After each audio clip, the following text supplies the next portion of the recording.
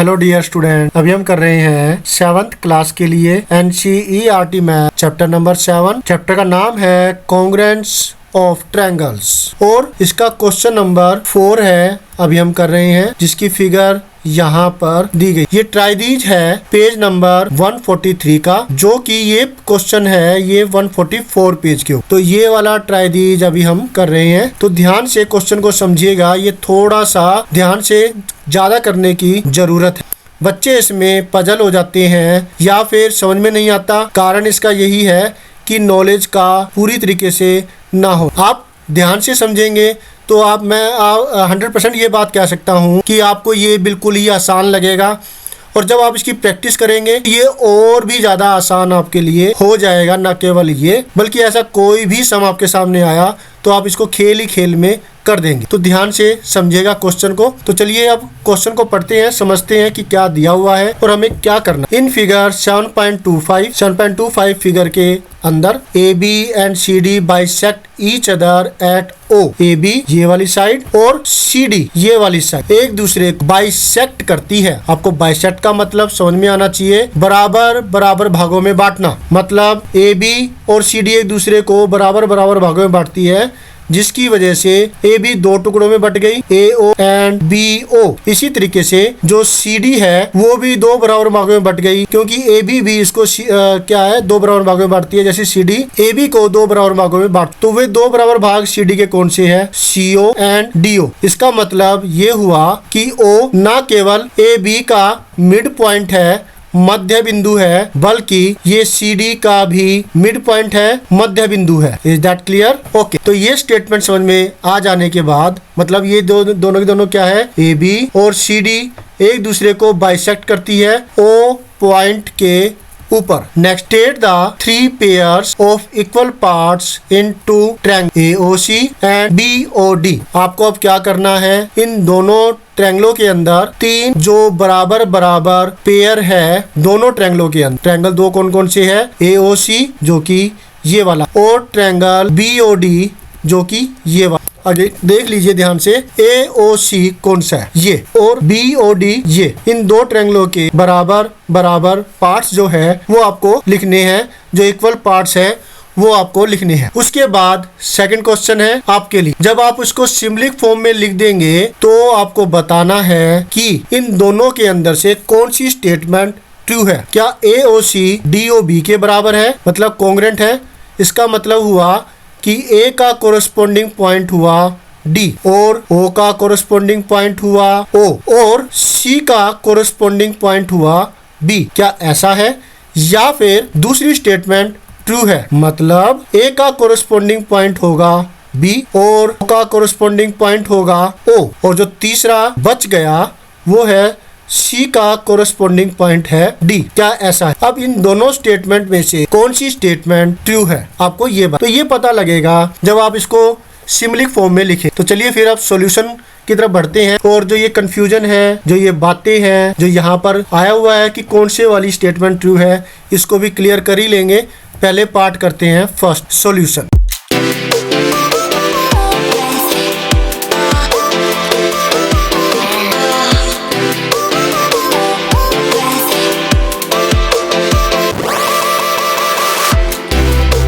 पहले दोनों ट्रायंगलों के नाम हम लिखेंगे। इन ट्रायंगल एक तो है AOC ये वाला ट्रायंगल एंड ट्रायंगल ये वाला BD। ठीक है, इनके बराबर बराबर पार्ट्स लिखते हैं जो कि दिए ही हुए हैं हमें। पहला पार्ट है ये CO बराबर है OD के। याद रखिएगा, लेफ्ट हैंड साइड में इस ट्रायंगल के पार्ट्स और राइट हैंड साइड में इस ट्रायंगल के पार्ट्स इक्वल के हमें लिख। ठीक है, तो CO बराबर में OD, कारण इसको गिवन है। आप ये चीज लिख भी सकते हैं कि जो यहाँ पर सॉल्यूशन के अंदर पहले ही ये चीज लिख दीजिए कि because CD and AB bisects each other at point O, then उसकी वजह से क्या हुआ कि CO बराबर हुई OD के और AB बराबर हुई AO बराबर हुई BO। ठीक है, और नहीं तो आप यहाँ पर भी लिख देंगे इसका कारण ब्रैकेट में ये ऐसे लगा करके। ठीक है, और ये जो पहले मैंने लिखी थी वो मैं हटा दे, ये कट कर देता हूँ और ये वाली बात है ये भी कट, और कारण जो है मैंने यहाँ पर लिख दी। ठीक है, अच्छा इतना होने के बाद कारण इसका ये हो गया जो लिखा है, और ये हो गया गिवन। इस वजह से अब हमें तीसरी चीज लिखनी है, साइड एंगल साइड का इस्तेमाल करना है। तो दो साइडें तो यहाँ पर हो चुकी है, बारी है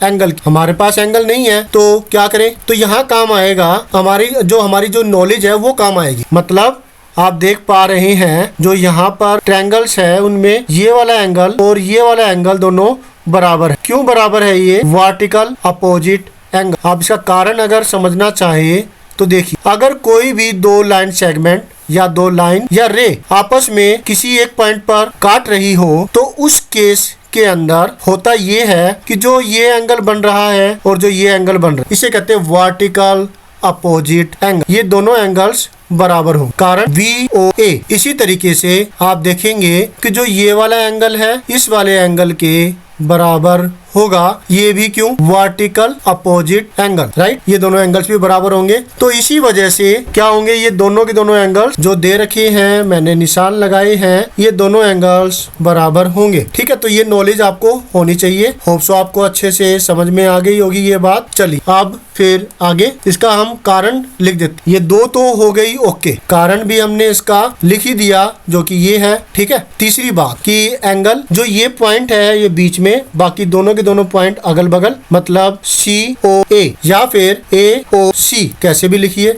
ठीक है, तो मैं इसको AOC लिख दूं। AOC बराबर है, इसी प्रकार से इस पॉइंट के लिए, इस एंगल के लिए BOD या फिर DOB आप लिख सकते। मैं BOD लिख देता। बीच में वो पॉइंट आना चाहिए जिस पर एंगल बना हुआ। कारण इसका अब लिखना होगा, इन दोनों का कारण तो हमने ये लिख दिया। इसका कारण कि ये दोनों बराबर क्यों है, वर्टिकल अपोजिट एंगल, ये शॉर्ट फॉर्म है। और अगर इसको पूरा लिखना चाहें तो वर्टिकल अपोजिट एंगल की फुल फॉर्म है वर्टिकली अपोजिट एंगल्स। इसको वर्टिकल भी लिख देते हैं। आप चाहे तो इसको LY को हटा दीजिए, वर्टिकल अपोजिट एंगल हो जाएगा। मैं इसको वर्टिकल अपोजिट एंगल्स लिखता हूँ। अब मैं एक बार चेक करता हूँ कि वर्टिकली एग्जिस्ट करता है क्या, क्योंकि मैं कॉन्ग्रुएंसी लिख देता था लेकिन ये एग्जिस्ट नहीं करता, मैंने कहीं नहीं देखी। तो देखता हूँ, यस ये एग्जिस्ट करती है। मैं तो गूगल बाबा से पूछ लेता हूँ, उनको सब पता है। आप भी पूछ लिया कि वर्टिकली अपोजिट एंगल्स ओके है। तो ये हो गए दोनों जो ट्रायंगल्स है इस तरीके से कॉन्ग्रुएंट। कारण लिखेंगे बाय SSS कॉन्ग्रुएंसी। कॉन्ग्रुएंसी नहीं मिला था मुझे कहीं पर भी, कॉन्ग्रुएंस जो कि यहाँ पे लिखा भी हुआ है कॉन्ग्रुएंस, है ना। कॉन्ग्रुएंस रूल, ट्रायंगल पहले का नाम कैसे भी लिखेंगे AOC। यहाँ पे AOC है तो हम AOC ले लेते हैं, दोनों का दूसरा काम भी हमारा हो जाएगा।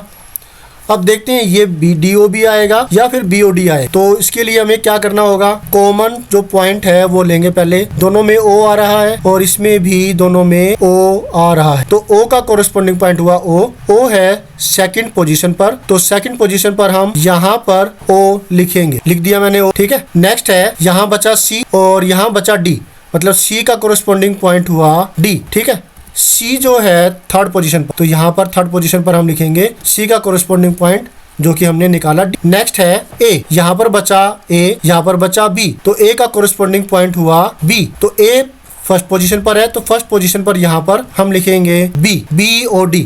तो देखिए सेकंड वाली जो स्टेटमेंट है वो हमारी आई। Is that clear? तो क्या हुआ, ये हमने इसको सिम्बलिक फॉर्म में कर दिया। पहला हमारा टास्क हो गया कि इन्होंने कहा था 3 पेयर लिखो, हमने 3 पेयर लिख, एक पेयर ये, दूसरा पेयर ये और तीसरा पेयर ये। ठीक है, नेक्स्ट इन्होंने कहा था, हाँ यही तो थी, state the 3 pairs of equal parts in 2 triangles AOC and BOD, ये लिख दिया। सेकंड कौन सी वाली जो ट्रू है, तो सेकंड वाली जो है वो ट्रू है, तो यहाँ लिख देंगे hence B statement, small letter में थी B, तो B स्टेटमेंट इज ट्रू। तो होप सो आपको अच्छे से समझ में आ गया होगा। हमारे जो सॉल्यूशन है बड़ी आसानी से हो गया, कोई दिक्कत नहीं हुई। जो यहाँ पर इस्तेमाल हुआ है, जो दे रखा था वो किया हमने कि अगर कोई दो साइडें आपस में बाइसेक्ट कर रही हो तो उनके जो जैसे ये यहाँ पर है, ये दो पार्ट्स जो होंगे दो बराबर हिस्से में बटे आपस में। ठीक है, सेकंड जो चीज़ है वर्टिकल अपोजिट एंगल का कॉन्सेप्ट आपने समझा, और ये चीज़ें तो आप पहले ही समझ चुके हैं। तो ये टोटल आपको अच्छे से करना होगा, ध्यान से करेंगे तो कोई दिक्कत नहीं आएगी। तो मिलते हैं नेक्स्ट वीडियो में जिसमें हम करेंगे नेक्स्ट ट्राई दीज कोई question. Always have a great time, bye. Practice जरूर कीजिए।